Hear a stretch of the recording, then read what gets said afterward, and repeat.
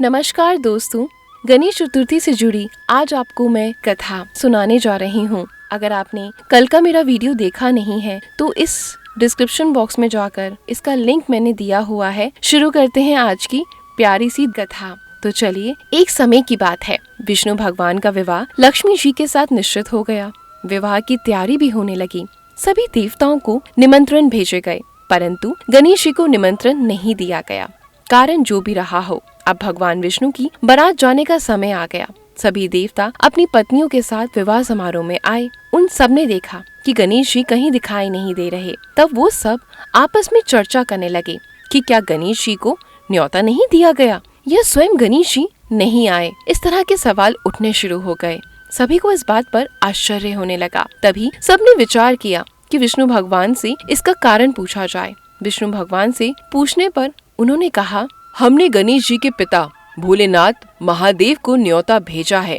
यदि गणेश जी अपने पिता के साथ आना चाहते हैं तो आ सकते हैं।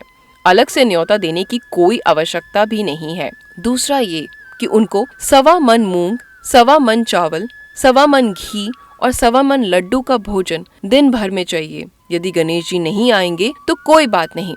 दूसरे के घर जाकर इतना सारा खाना पीना अच्छा भी नहीं लगता। ये सब बातचीत वो कर ही रहे थे कि किसी ने उनको सुझाव दिया, यदि गणेश जी आ भी जाएं तो उनको द्वारपाल बनाकर बिठा देंगे कि आप घर का ध्यान रखना। आप तो चूहे पर बैठकर धीरे धीरे चलोगे तो बारात से बहुत पीछे रह जाओगे। ये सुझाव सबको पसंद आ गया तो भगवान विष्णु ने अपनी सहमति भी दे दी। होना क्या था, इतने में गणेश जी वहाँ आ पहुँचे और उन्हें समझा बुझाकर घर की रखवाली करने बिठा दिया गया। बारात चल दी। तब नारद जी ने देखा कि गणेश जी तो दरवाजे पर बैठे हुए हैं, तो वे गणेश जी के पास गए और रुकने का कारण पूछा। गणेश जी कहने लगे, विष्णु भगवान ने आज मेरा बहुत अपमान किया है।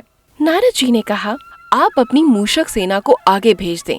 वे रास्ता खोद देगी जिससे उनके वाहन धरती में धंस जाएंगे। तब आपको सम्मान पूर्वक उन्हें बुलाना ही पड़ेगा।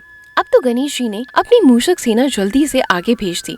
सेना ने सारी जमीन खोद दी।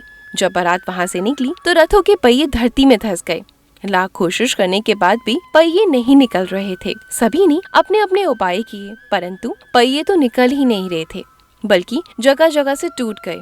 किसी को समझ में नहीं आ रहा था कि अब क्या किया जाए। इस पर नारद जी ने कहा, आप लोगों ने गणेश जी का अपमान करके अच्छा नहीं किया। यदि उन्हें मना कर लाया जाए तो आपका कार्य सिद्ध हो सकता है और ये संकट टल सकता है।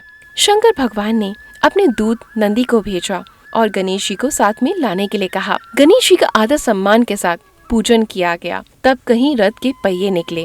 अब रथ के पहिए निकल तो गए, परंतु वो टूट फूट गए थे। पास के खेत में किसान काम कर रहा था, उसे बुलाया गया। खाती ने अपना कार्य शुरू करने से पहले श्री गणेशाय नमः कहकर गणेश जी की वंदना मन ही मन करने लगा। देखते देखते खाती ने सभी पहियों को ठीक कर दिया। तब खाती कहने लगा, हे देवताओं, आपने सर्वप्रथम गणेश जी को नहीं मनाया होगा और ना ही उनकी पूजन की होगी, इसलिए तो आपके साथ ये संकट आया है। हम तो मूर्ख अज्ञानी हैं, फिर भी पहले गणेश जी को पूजते हैं, उनका ध्यान करते हैं। आप लोग तो देवता गण हैं, फिर भी आप गणेश जी को कैसे भूल गए। अब आप सब लोग भगवान गणेश जी की जय बोलकर जाएं, तो आपके सब काम बनेंगे और कोई संकट आप पर नहीं आएगा। ऐसा कहते हुए बारात वहाँ से चल दी और विष्णु भगवान का लक्ष्मी जी के साथ विवाह संपन्न करा के सभी सकुशल घर लौट आए। हे गणेश भगवान जी, आपने जैसे विष्णु भगवान के सारे संकट दूर करे, वैसे ही इस कथा को सुनने वाले हर उस इंसान के जीवन के सारे संकट को दूर करके उनके जीवन में सुख समृद्धि दें। ओम गणेशाय नमः।